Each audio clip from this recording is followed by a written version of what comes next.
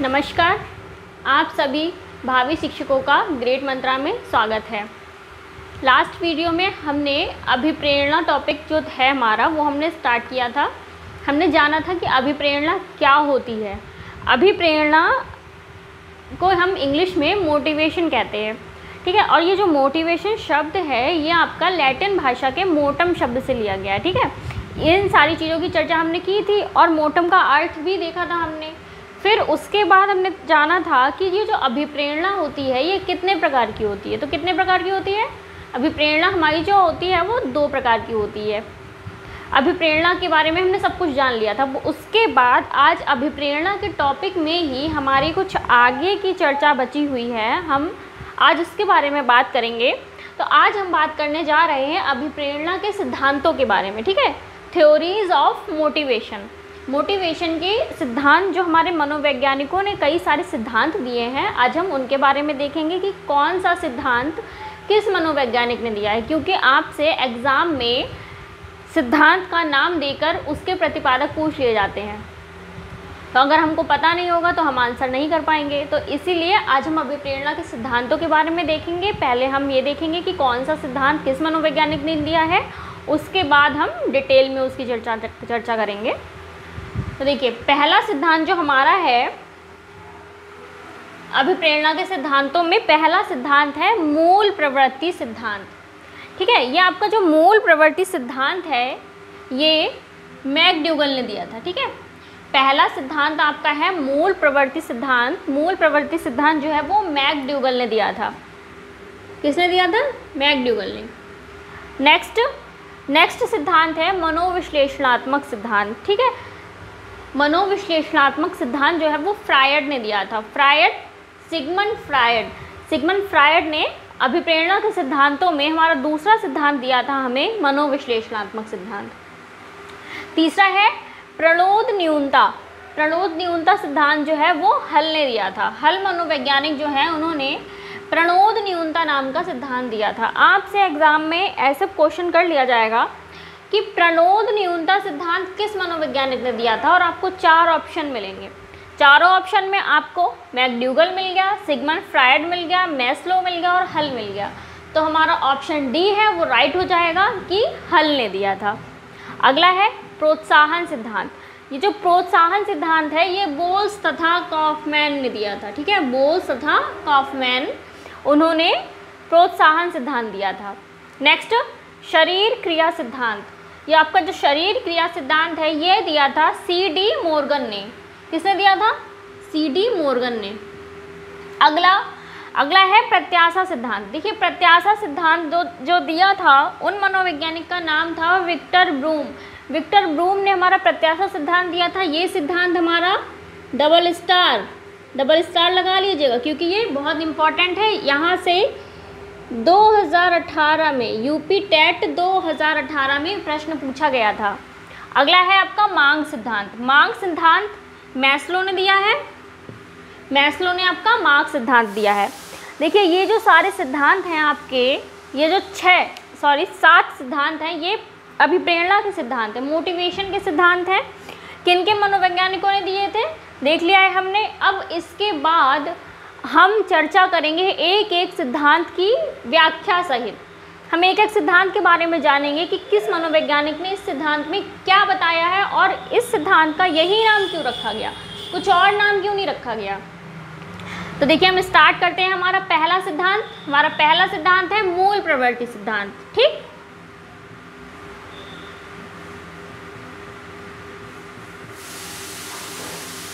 मूल प्रवृत्ति सिद्धांत। अब ये जो मूल प्रवृत्ति सिद्धांत है ये किसने दिया है? मूल प्रवृत्ति सिद्धांत मैकडूगल ने दिया।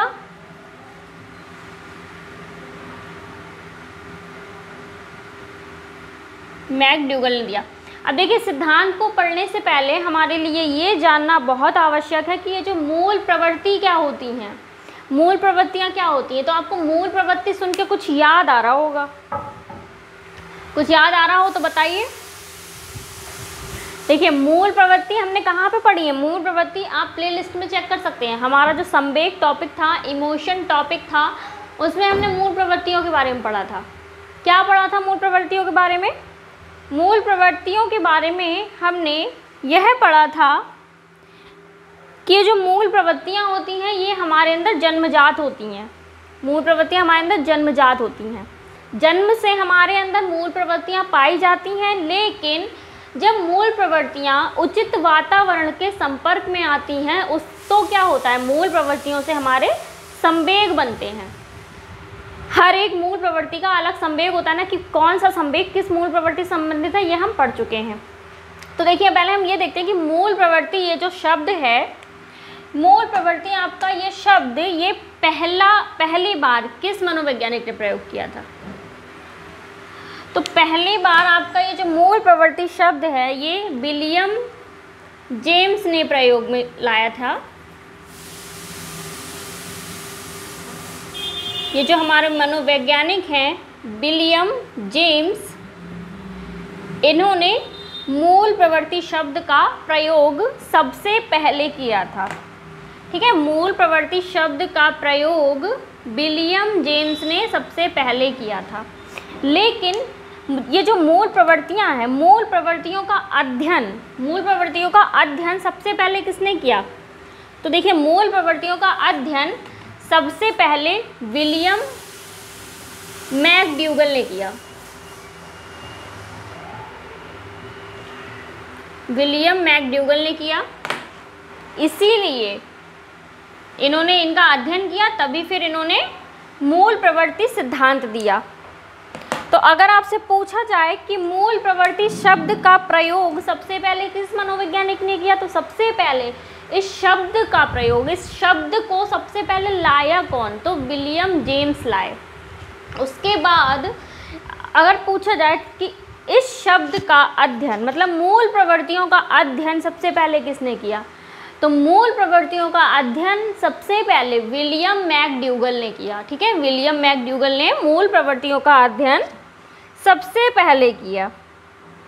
अब इसके बाद हम देखेंगे कि मूल प्रवृत्तियाँ होती क्या हैं।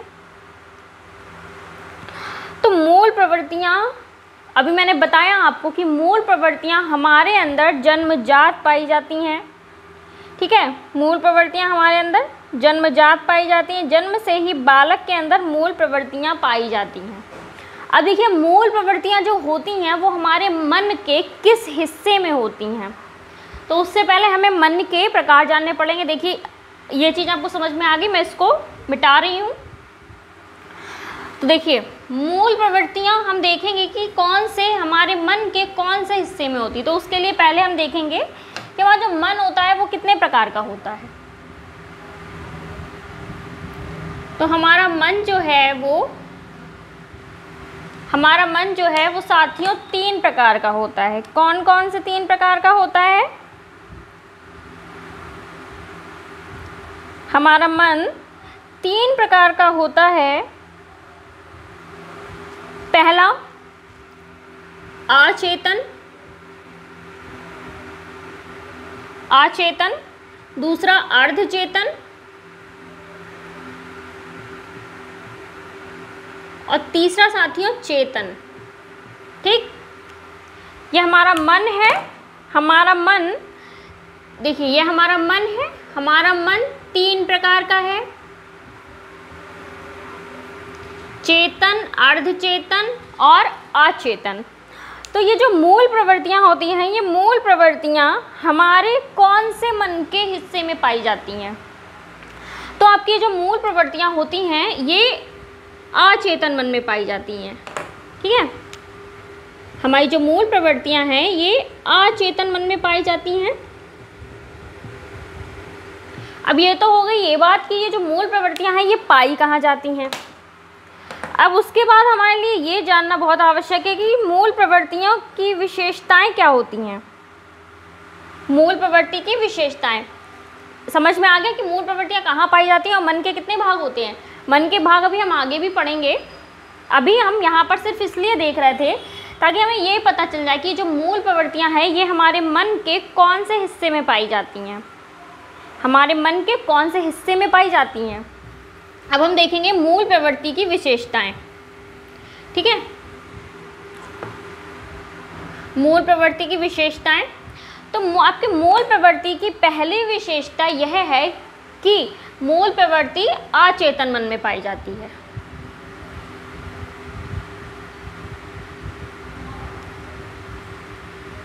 अचेतन मन में पाई जाती है। मन के कौन से हिस्से में पाई जाती है? मन के पहले हिस्से अचेतन मन में पाई जाती है। दूसरी विशेषता क्या है? दूसरी विशेषता यह है कि जो मूल प्रवृत्तियां हैं, मूल प्रवृत्तियां हमारे अंदर जन्मजात पाई जाती हैं, मतलब हमारे अंदर जन्म से ही मूल प्रवृत्तियां होती हैं। तो मूल प्रवृत्तियां जन्मजात होती हैं।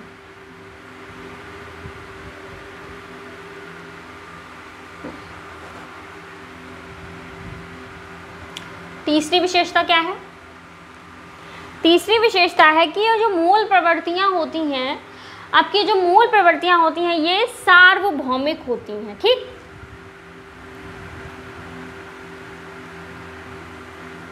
मूल प्रवृत्तियां सार्वभौमिक होती हैं। अब देखिए सार्वभौमिक का मतलब क्या है? यहाँ पे सार्वभौमिक का मतलब यह है कि मूल प्रवृत्तियां सभी में पाई जाती हैं। सार्वभौमिक का मतलब यही होता है ना कि सभी जगह। सार्वभौमिक का मतलब है सभी जगह। तो इनके कहने का मतलब यह है कि जो मूल प्रवृत्तियां होती हैं हम सब में पाई जाती है। मेरे अंदर भी हैं, आपके अंदर भी हैं, आपके पड़ोसी के अंदर भी हैं, सबके अंदर मूल प्रवृत्तियां पाई जाती हैं। तो इसीलिए मूल प्रवृत्ति की एक विशेषता यह है कि मूल प्रवृत्तियां जो हैं वो सार्वभौमिक होती हैं। अगला है कि जो मूल प्रवृत्ति हैं इनका रूप स्वरूप प्रत्येक प्राणी में अलग अलग होता है। देखिए इनका जो रूप है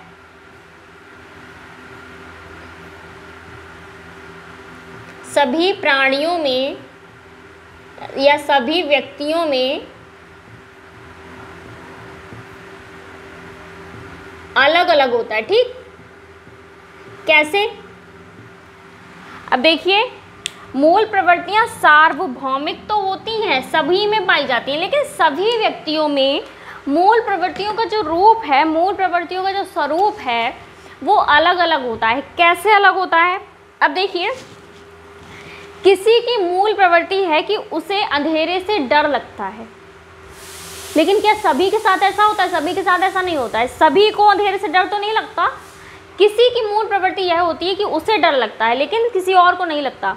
तो ये जो मूल प्रवृत्तियाँ होती हैं ये सभी में अलग अलग होती हैं। इनका स्वरूप सब में अलग अलग होता है। होती सब में है, लेकिन स्वरूप अलग अलग होता है। किसी को डर कम लगता है, किसी को ज़्यादा लगता है। अब देखिए किसी को चूहे से ज़्यादा डर लगता है, किसी को कम लगता है, तो सबका स्वरूप अलग अलग है। तो इसीलिए कहा जाता है कि ये जो मूल प्रवृत्ति की विशेषता है कि इनका रूप या स्वरूप सभी व्यक्तियों में अलग अलग होता है। अब देखिए नेक्स्ट क्या है? नेक्स्ट पॉइंट यह है कि मूल प्रवृत्तियां परिवर्तनशील होती हैं। मूल प्रवृत्तियां परिवर्तनशील होती हैं। कैसे? जो मूल प्रवृत्तियां होती हैं ये हमारे अंदर जन्मजात होती हैं, इनको हम खत्म नहीं कर सकते, लेकिन हम इनको परिवर्तित कर सकते हैं। ये परिवर्तनशील होती हैं। कैसे परिवर्तनशील होती हैं? जैसे आपकी मूल प्रवृत्ति है कि क्लास को डिस्टर्ब करना, कुछ भी हो जाए, टीचर पढ़ा रहा है लेकिन हमें क्लास में डिस्टर्बेंस क्रिएट करना है, हमें बीच में क्वेश्चंस पूछने हैं। ठीक, लेकिन अगर आपको सुधारा जाए, आपकी समस्या का समाधान किया जाए, आपको समझाया जाए, तो आपकी ये मूल प्रवृत्ति है वो परिवर्तित हो सकती है। आप आप क्लास को डिस्टर्ब करना बंद कर सकते हैं। तो ये आपकी मूल प्रवृत्ति जो है उसमें परिवर्तन हो जाएगा। तो इसीलिए कहा जा रहा है कि मूल प्रवृत्तियां हैं जो वो परिवर्तनशील होती हैं।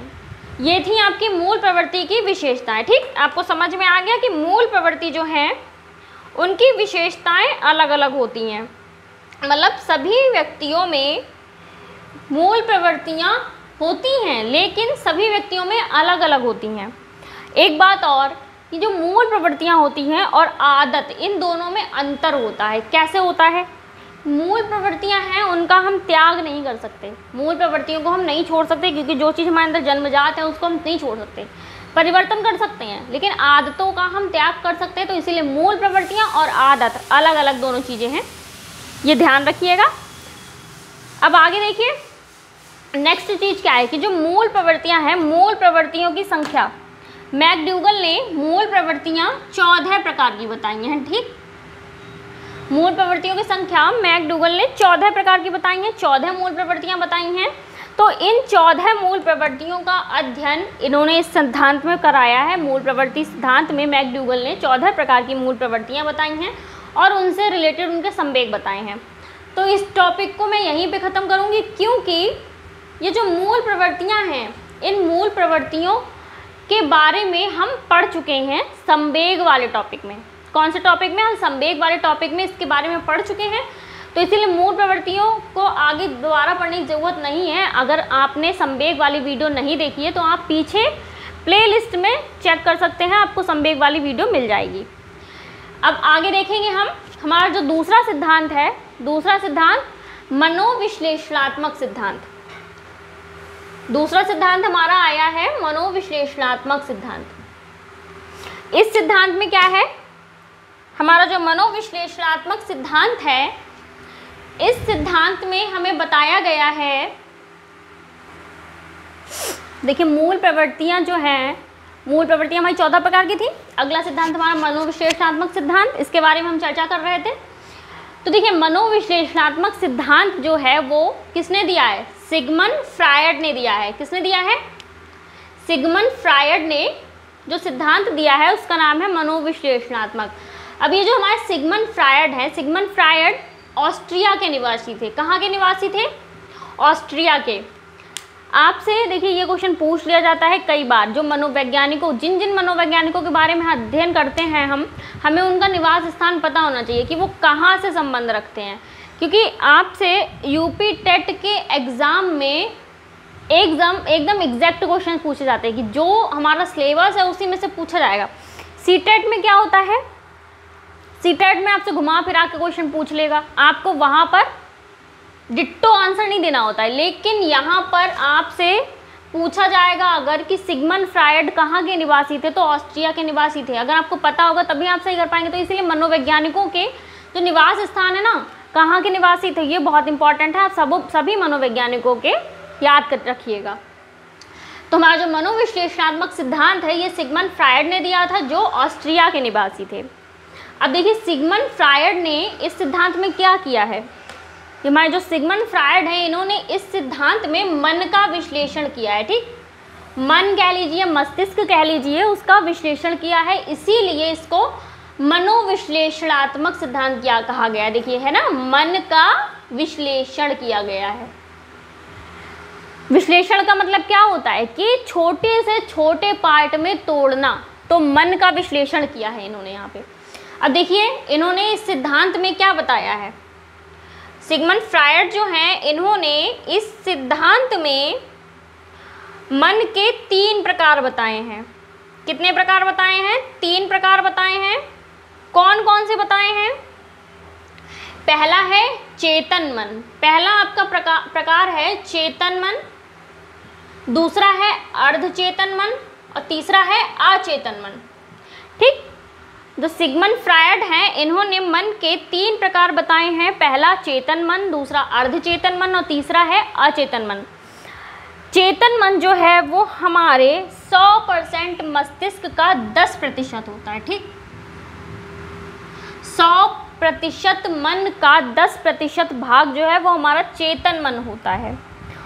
और दूसरा जो अचेतन मन होता है, अचेतन मन होता है हमारा 90%, 100% का 90%, मतलब 1/9 भाग अचेतन मन होता है। ठीक, तो देखिए चेतन मन, अर्धचेतन मन और अचेतन मन में अंतर क्या है, क्या होता है।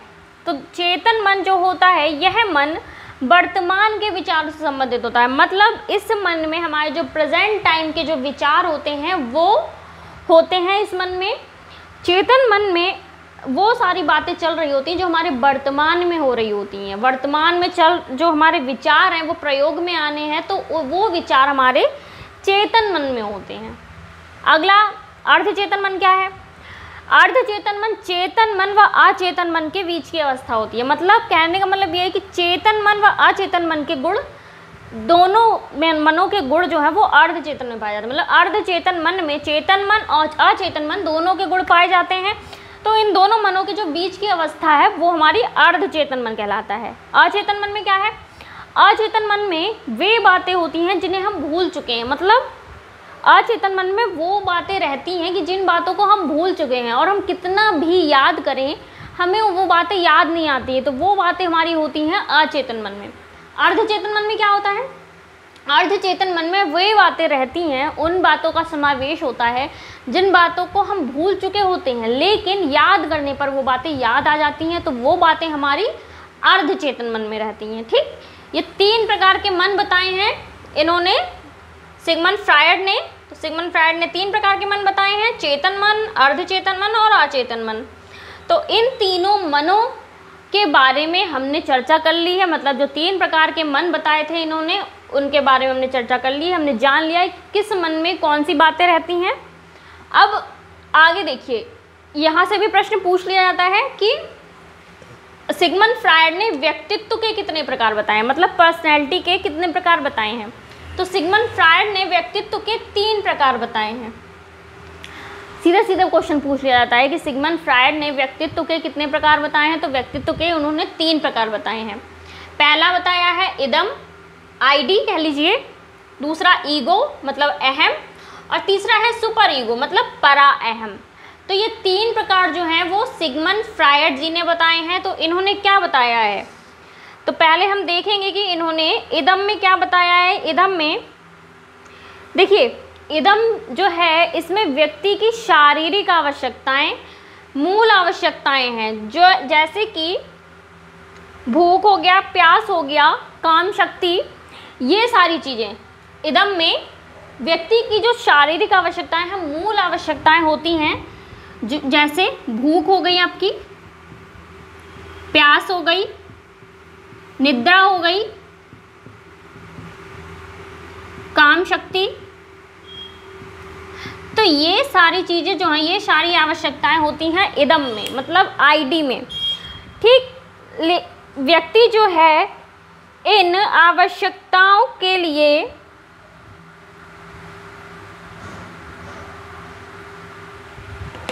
व्यक्ति जो है वो इन आवश्यकताओं की पूर्ति के लिए पता है कुछ भी कर सकता है। वो समाज की चिंता किए बिना इन आवश्यकताओं की पूर्ति करना चाहता है। उसको कोई फर्क नहीं पड़ता नैतिक मूल्यों से, समाज की चीज़ों से। व्यक्ति बस इन अपनी मूलभूत आवश्यकताओं की पूर्ति करना चाहता है। ठीक, तो वो हमारा कहलाता है इदम। मतलब इस व्यक्तित्व का अगर व्यक्ति है, इसमें इस आईडी वाले व्यक्तित्व में भूख, प्यास, निद्रा और काम शक्ति ऐसी चीज़ें सम्मिलित होती हैं, तो इसमें इस व्यक्तित्व का जो व्यक्ति होता है वो अपनी आवश्यकताओं की पूर्ति के लिए कुछ भी कर सकता है। उसको समाज से कोई फ़र्क नहीं पड़ता, नैतिक मूल्यों से कोई फ़र्क नहीं पड़ता। दूसरी पर्सनैलिटी है अहम। अब देखिए, अहम में क्या है, यह आवश्यकताओं या इच्छाओं की संतुष्टि तो करता है लेकिन परिणामों की भी चिंता करता है। ठीक, अगर ईगो वाला व्यक्ति है तो यह इसको परिणामों की चिंता होती है।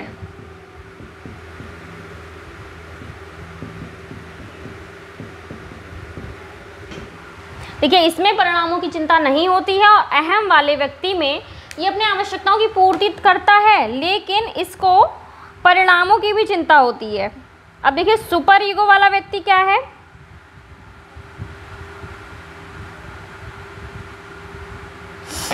जिस व्यक्ति के अंदर सुपर ईगो होगा, ठीक, जिस व्यक्ति के अंदर सुपर ईगो होगा वो नैतिक मूल्यों के आधार पर कार्य करता है। ठीक, जिस व्यक्ति के अंदर सुपर ईगो होगा वो व्यक्ति नैतिक मूल्यों के आधार पर कार्य करता है। मतलब कहने का मतलब यह है कि कोई भी गलत कार्य नहीं करता है, कोई भी गलत कार्य नहीं करना पसंद करता है, जैसे कि चोरी करना, झूठ बोलना, डाका डालना, इस प्रकार की चीज़ें जो हैं वो सुपर ईगो वाला व्यक्ति नहीं करेगा। चोरी ना करना, झूठ ना बोलना,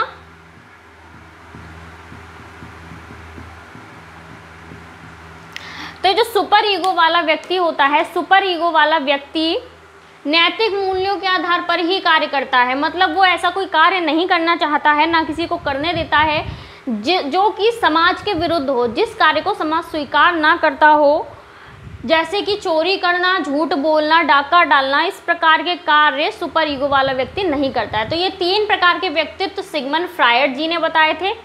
अब देखिए सिगमंड फ्रायड जी ने कुछ और भी बताया है, तो उनके बारे में भी हम जान लेते हैं, क्योंकि क्वेश्चन हमको वहाँ से भी मिल जाता है। वो थोड़ा एक्स्ट्रा है। कहाँ पर बताऊँ मैं आपको? देखिए मूल प्रवृत्ति जो है, इस चीज़ को हटा देते हैं हम, क्योंकि मूल प्रवृत्ति का तो हमने पीछे भी पढ़ रखा है। अब यहाँ पर हम सिगमंड फ्रायड जी से रिलेटेड कुछ और भी देख लेते हैं कि सिगमंड फ्रायड जी ने हमें और क्या बताया है। आपने इसका नाम सुना होगा, ओडिपस तथा इलेक्ट्रा ग्रंथि। ठीक, इलेक्ट्रा ग्रंथि। तो ये ग्रंथियां क्या होती हैं, सिगमंड फ्रायड जी ने हमें बताया है इनके बारे में। तो सिगमंड फ्रायड के अनुसार लड़कों में ओडिपस ग्रंथि होती है। ठीक, ओडिपस ग्रंथि जो है वो लड़कों में पाई जाती है और इलेक्ट्रा ग्रंथि लड़कियों में पाई जाती है।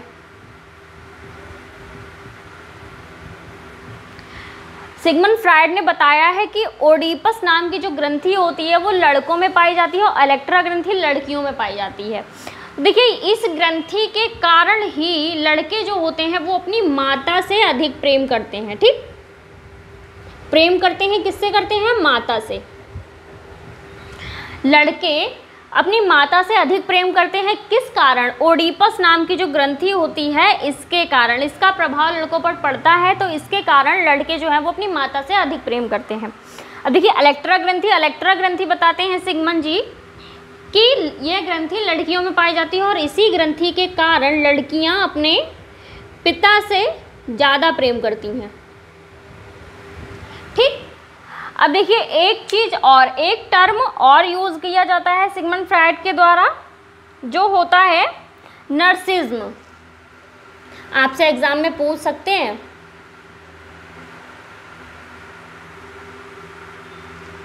नर्सिज्म, इसको आप स्वप्रेम या स्वमोह भी कह सकते हैं।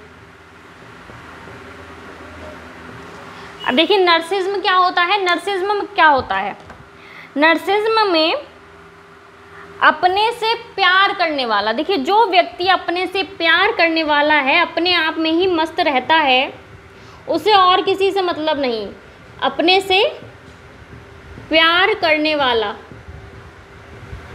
तो वो चीज़ कहलाएगी आपकी नर्सिज्म। ये जो 3 चीज़ें हैं ये भी सिगमंड फ्रायड जी से संबंधित है। सिगमंड फ्रायड जी ने ही बताया है ओडिपस ग्रंथि के बारे में, इलेक्ट्रा के बारे में और नर्सिज्म के बारे में। तो ये जो ओडिपस ग्रंथि है ये लड़कों में पाई जाती है और लड़कों में लड़के इसी ग्रंथि के कारण, इसी ग्रंथि के प्रभाव से उनका जो प्रेम है वो माताओं की तरफ ज़्यादा होता है, अपनी माँ की तरफ ज़्यादा होगा। इसी प्रकार से इलेक्ट्रा ग्रंथि लड़की में पाई जाती है और इलेक्ट्रा के प्रभाव के कारण ही लड़कियां जो हैं वो अपने पिता से अधिक प्रेम करती हैं। और तीसरा टर्म जो है वो है नर्सिज्म। नर्सिज्म अपने से प्यार करने वाला जो व्यक्ति है, अपने आप में मस्त रहने वाला, अपने आप में खुश रहने वाला, जिसको दुनिया जहान से कोई मतलब नहीं है, तो वो है आपका नर्सिज्म। तो ये सारा जो था आपका, आज हमने 2 सिद्धांतों का अध्ययन कर लिया है, मैं अभिप्रेरणा के मूल प्रवृत्ति सिद्धांत और मनोविश्लेषणात्मक सिद्धांत। आगे की वीडियो में भी हम 2 सिद्धांत कवर कर लेंगे, फिर बाकी बचे हुए। देखिए हम वीडियो को ज़्यादा लंबा नहीं कर सकते, क्योंकि जिससे कि आपको भी परेशानी होगी देखने में, मुझे भी बनाने में परेशानी होगी। इसीलिए हम अपने 2-2 सिद्धांत कवर करते चलेंगे। अगर किसी दिन कोई छोटे छोटे होंगे तो हम 3 कवर कर लेंगे। तो ऐसे 1 या 2 दिन और हैं, फिर आपका ये टॉपिक कंप्लीट हो जाएगा। उसके बाद हम आगे का अपना पोर्शन कवर करेंगे। आप डेली वीडियो देखते रहिए, क्योंकि एग्ज़ाम की डेट कब आ जाए कुछ पता नहीं है। सीटेट का एग्ज़ाम भी आपको होने वाला है, पेट का एग्ज़ाम भी होने वाला है, तो आप ग्रेड मंत्रा के साथ बने रहिए अगर आपको एग्ज़ाम क्रैक करना है तो अगर आपको वीडियो पसंद आई हो तो वीडियो को लाइक कीजिए, और अगर कोई क्वेश्चन है, कोई इशू है तो वीडियो में कमेंट कीजिए। वीडियो को ज़्यादा से ज़्यादा शेयर कीजिए और चैनल को अगर अभी तक सब्सक्राइब नहीं किया तो सब्सक्राइब कीजिए। मिलते हैं अगली वीडियो में, तब तक के लिए नमस्कार।